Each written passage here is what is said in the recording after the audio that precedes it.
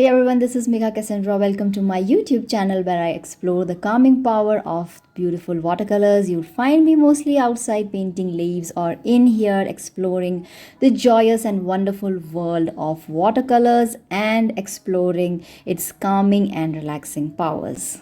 Subscribe now to join this journey. Today we'll paint these lovely ginkgo leaves and I'll be showing you two techniques which is wet on wet and wet on dry.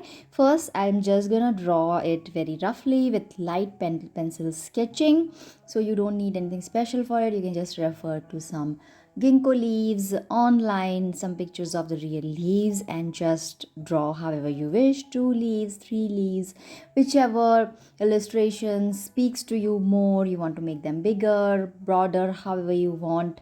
I will be focusing on the coloring part on using the watercolors, so I'll just quickly go ahead and draw a rough sketch for this.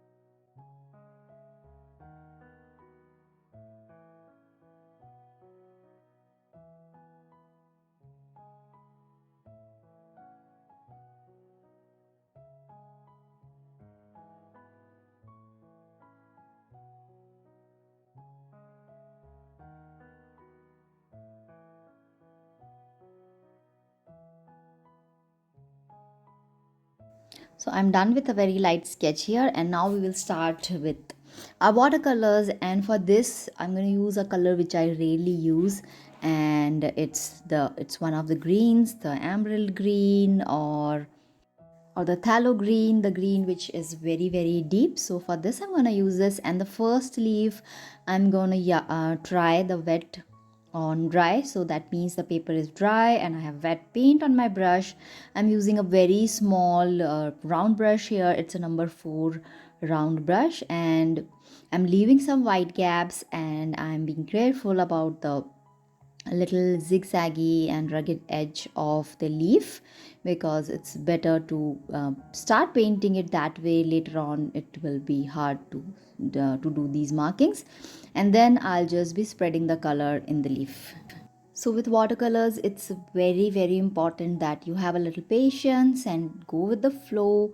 Take your time to do it, and this is a very basic and simple one because I'm not using any high-end watercolor techniques here. I am just kind of taking some paint in the brush and filling up the leaf following my pencil drawing. Rest your hand well to get a thin line, and then just draw the stem part of the leaf, and then we'll just finish up the coloring.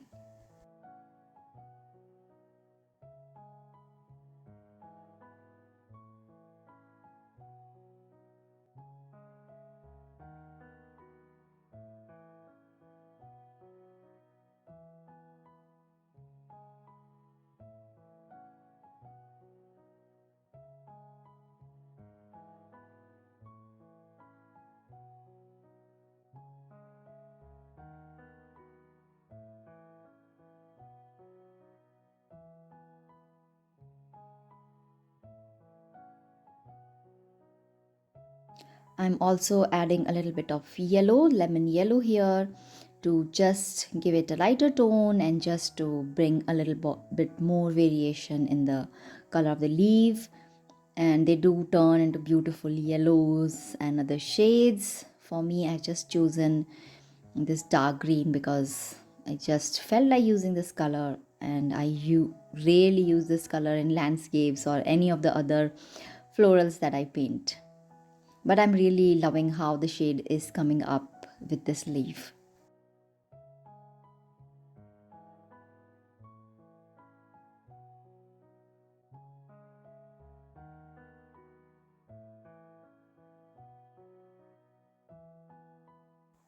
A little bit more of mixing and blending because we did wet on dry, so the colors won't mix up on their own. There will be no bleeding of colors.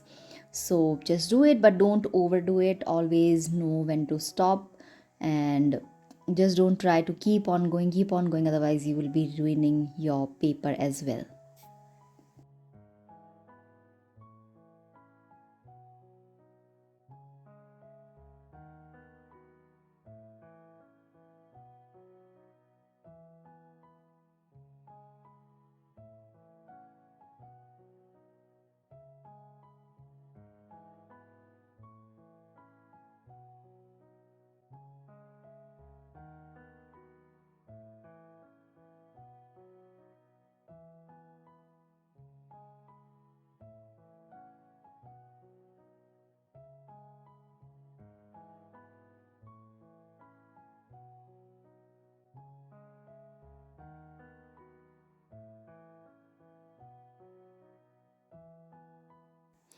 Alright, so now we will hop on to the second one and we will do wet on wet, which is first we will be applying a layer of clean water. Make sure that you have clean water with you. That's why I always use 2 jars of water. And then first I'm applying a nice layer of clean water, and then again we'll be using the same green, and you will see how different both the leaves painting experience or painting process of both the leaves is. Again, I'm starting with an outline, but you can see how beautifully the color is already blending in and just spreading on the water. So this is the beauty of wet on wet. It also makes your paint very soft and nice. As you can see here, how it's the color variation, you can see we have used the same color, but you can see how different it looks when we do wet on again wet. The same lemony yellow that we took before, and I'll just bring it in to the green while it's still wet, and you will see how more of blending and bleeding will happen on its own. And the brush is also very easy to run on this, it goes on smoothly.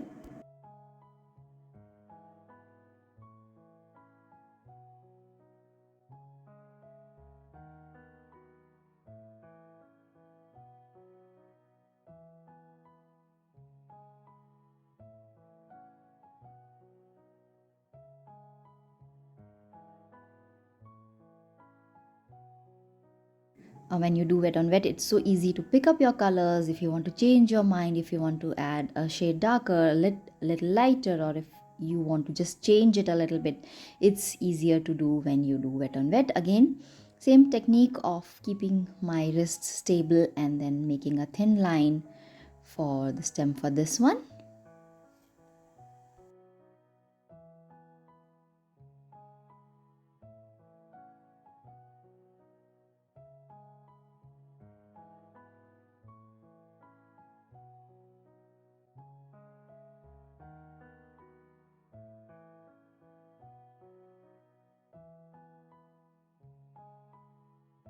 Let's play around a little bit more and add some more of the tallow green to it, a little bit darker.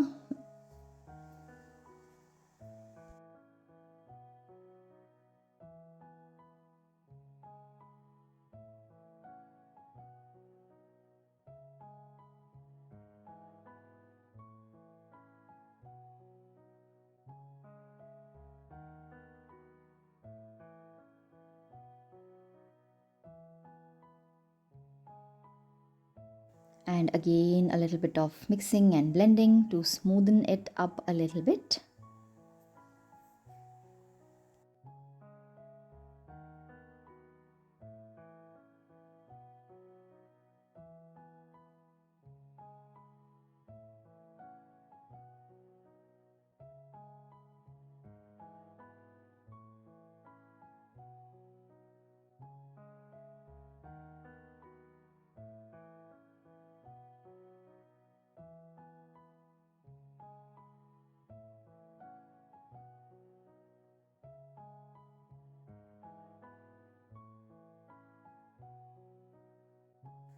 So here it is, you can see a little bit of difference in both the leaves. For me, my personal favorite is always wet on wet because it gives you so much more freedom to play around with watercolors.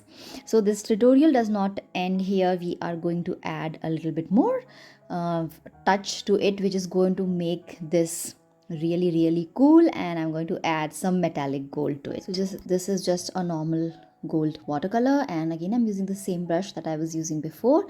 Make sure that the brush is nice and clean because this green color sometimes leaves a lot of stain. So wash your brush nicely, load up your brush with some generous gold, make sure it's not too watery, and we will be just using the tip of the brush. And when you see these beautiful ginkgo leaves in nature, you'll see beautiful lines coming out of them, and that's what we are going to do with the golden color, just to give that an extra touch. Also, you can play around and you can paint these in shades of yellows, that little bit of darker orangish kind of a shade, and maybe play around with other greens as well, and I wanted to use this green because it really goes well with the gold also. So just give this a try, and I'll just be adding the final touch. You can also do a mix of green and yellow. That also looks really, really pretty in these leaves. And just Google out the original leaf, how it looks, what's the shape, and always try to, you know, get your inspiration from that. And the lines which I'm doing, you'll see them in this shape only. That's why I'm doing this. How many to do you want to do, how thin, how thick, if you really want to use watercolor or you want to do it with ink or some other color, it's all up to you. And I just finish it up with these beautiful golden lines, and then we will be done with it.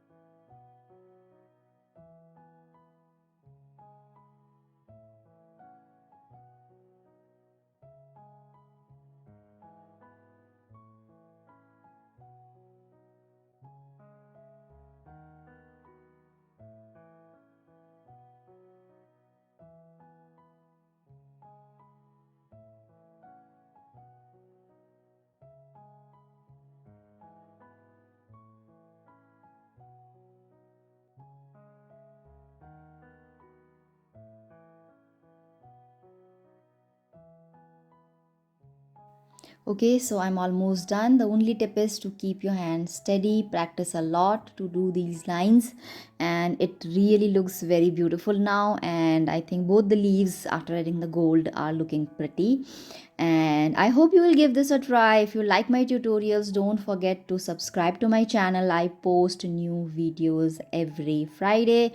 Also, if there are some important links to free classes or materials, I usually put that in the description, so do check it out once, and do share your creations with me. I would love to share it on my social handle, and you can tag me on any social media by the name at by the art bug, and I'll be able to see your work and share it.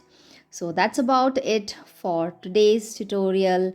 I will see you next Friday. Thank you, and bye bye, and happy painting.